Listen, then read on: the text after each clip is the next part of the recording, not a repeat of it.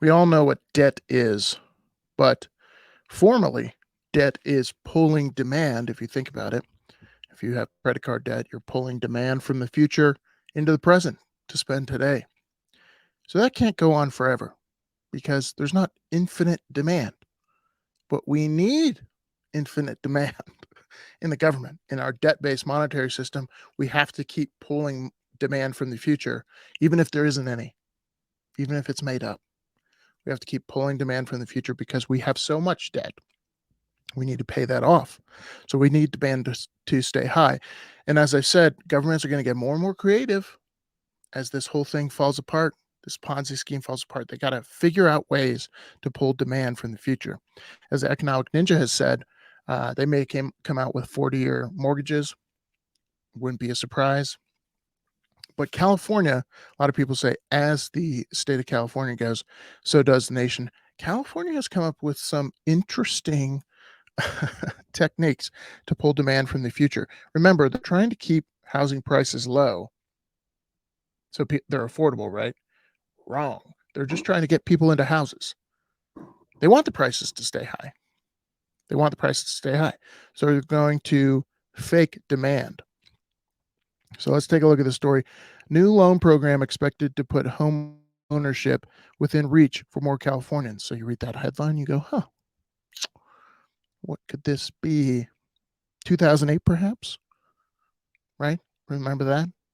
Put home ownership within reach. Because what happened in 2008 is the risk parameters changed.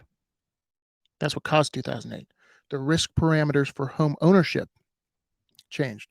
And so, why is there this 20% down payment requirement for home ownership for banks to give you a loan? Well, there's a risk reward parity there. And if you don't pay the mortgage, they're not SOL. They're not Silicon Valley Bank going out of business. But not to worry, the government realizes that that's a big hurdle for you. So the state is going to pay that 20% down. That's right. That's right. The state of California is going to pay that 20% down payment at 0% interest. So, reading from the article here, every state has some kind of home buying assistance program. That's really nice of them since we pay literally rent in perpetuity forever in the form of property taxes. So, we never really own our home. We just rent it from the state government in the form of property taxes. In California, this program is administered by California Housing Finance Agency. Cal HFA is essentially the state's affordable housing lender, says Ellen Martin, director of home ownership in Cal HFA. Cal HFA has provided down payment assistance for low and moderate income first-time homebuyers for years, but now a new program is set to supercharge their ability to help. I'm going to say this right now. What this will do is raise housing prices in California.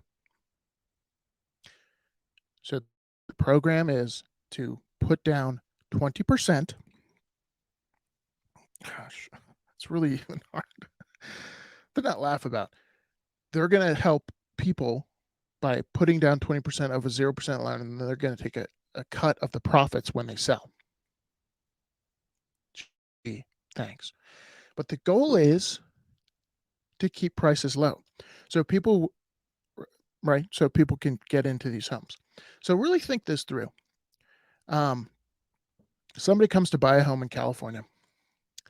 They can't really apply for a loan because no one wants to give them one because they don't make enough money to buy a $1 million shack in LA, even though they have a good income everywhere else on the planet. But they can't apply because they don't make enough money. So here comes California HFA, and they say, hey, not to worry. We'll help you with the down payment with a 0% loan. Yippee, we can afford a house now. So they go ahead and buy this house, which, by the way, drives up housing costs. Because really what the bank was saying is this person can't afford the payments. But that risk parity that the bank is looking at changes when the state comes along and basically co-signs the loan with this person. Okay, so this person's less risky. So housing prices continue to go up. And you know what changes when housing prices go up? The property tax. So this person buys the home, they can afford the payment, but because of this program, property taxes continue to go up and up and up. And therefore, this person can't afford the home anymore based off the income they had. And they would have known that because the bank said they couldn't do it. But since the state came along and co signed the loan with them, now all of a sudden the house is worth more, higher property taxes. Whoops, they have to default on the loan because the property taxes keep going up. It's insanity, folks. There's a reason this 30-year mortgage is really what caused housing prices to go balloon out of control. Balloon out of control. People back in the 50s, what was it? I think I think it was like 2.5, don't quote me on this, 2.5 years of salary could buy you a home, and now it's like 10.5. Because pulling demand from the future into today, meaning pretending by loaning out the money for 30 years, it causes prices to go up. That's why when interest rates went down in 2020 and 2021, housing prices went through the roof. They went up like 40% nationwide. So, do we think this is going to help in California? No. In the long run, no. It is a short-term Band-Aid. Hey, we want to help. And it's just going to cause housing prices to go up. All right, let's read further. For example, this 2-bedroom house in Western Chula Vista, I've been there, it's the desert, is on the market for $749, a price that seems out of reach for many. Look at this 2-bedroom bungalow. It's a shack. I mean, it's okay, but it's like a starter home for, a bachelor. It's a box with a garage, $749. And that will be more because of this new assistance program. But with the new loan program, that home can become more affordable for more people. Thanks, California. This one got me. I thought the program was genius, says Scott Evans. Now, where does Scott Evans work? He's the executive vice president of Cross Country Mortgage. Duh. You think it's genius? Because it causes more people to take mortgages out, which means you make more money. It's not genius. Scott, describing that he thought when he first heard of the new loan program, the state of California has given up to 20% for down payments and closing costs at 0%. By the way, we're not even talking about the cost for the state of California, right? They broke, by the way. They're broke. Their state pension is broke. Remember, they had a surplus? I think it was in 2021. And then all of a sudden, 2022, no more surplus. Why? Because that surplus came from taxing capital gains. Wasn't any capital gains in 2022. The entire payment, that 0% interest, is deferred for the entire life of the loan, explains Evans. Evans said that the new loan program is a shared equity program with the state. When you sell the property or refinance the loan, they take up to 20% of the appreciation. The homeowner gets to keep 80%, he said.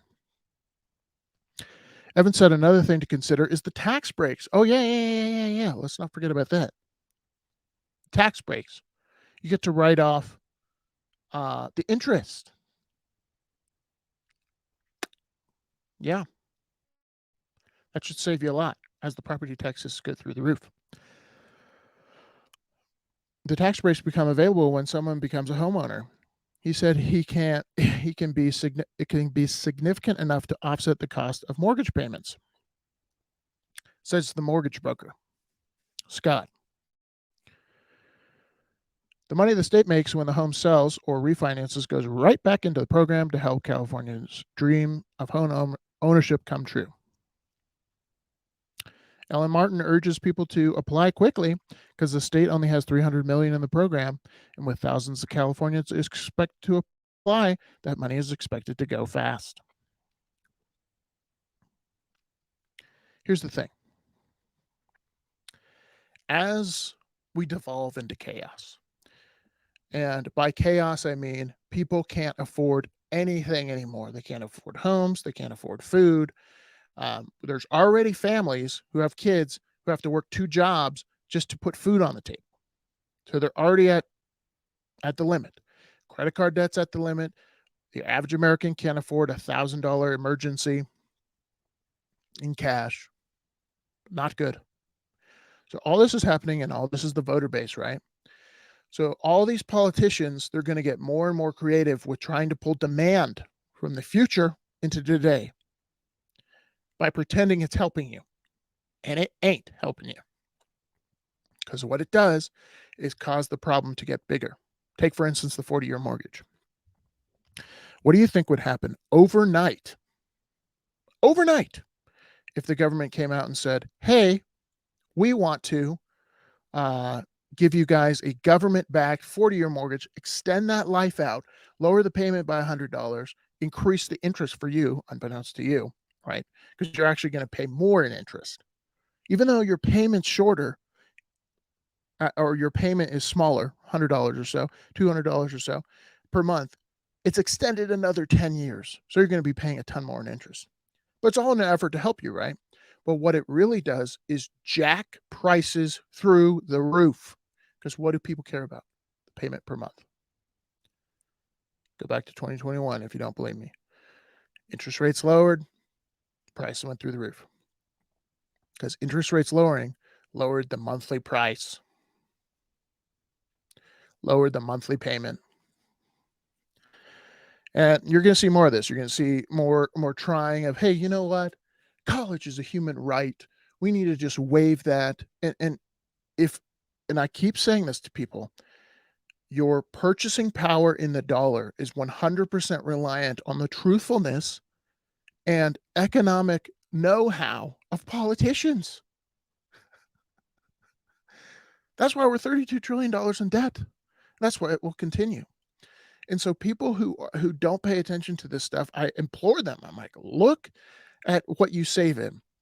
Look at what you work for every day. You go to work, you work hard every day for this Fugazi paper that people in Washington print on a whim. They print it on a whim. And they dissolve debt on a whim. They don't care. And all of it means they're slowly and methodically printing away your productivity. Because if you think the dollar's productivity, which it should be, currency should be tied to productivity, slowly the dollar's becoming less that way. Every day you go to work, they're devaluing that labor. So if you don't look outside the dollar and say, hey, I need to start saving in things that the government can't print more of, I got to do it, because the government will continue to devalue my labor if I save in these little green pieces of paper. They're going to get more and more creative, folks, pulling demand from the future into the present, making prices go sky high, all under the guise of, we're here to help. You're welcome. You're welcome. Remember, the government doesn't produce anything. All these programs, they're coming from you anyways. Meanwhile, you got to pay rent to the government for the rest of your life in the form of property taxes. Yeah, kind of annoying. Love to know what you guys think in the comments below. This is one of the more creative ones. This is pretty good, California. I love the creativity. It strikes me a little bit like the 2008 crisis. I mean, it's not nearly as big, but it's like, hey, these people can't afford homes. Let's get them into homes. Not a good idea. All right, y'all. See you on the next one. Peace.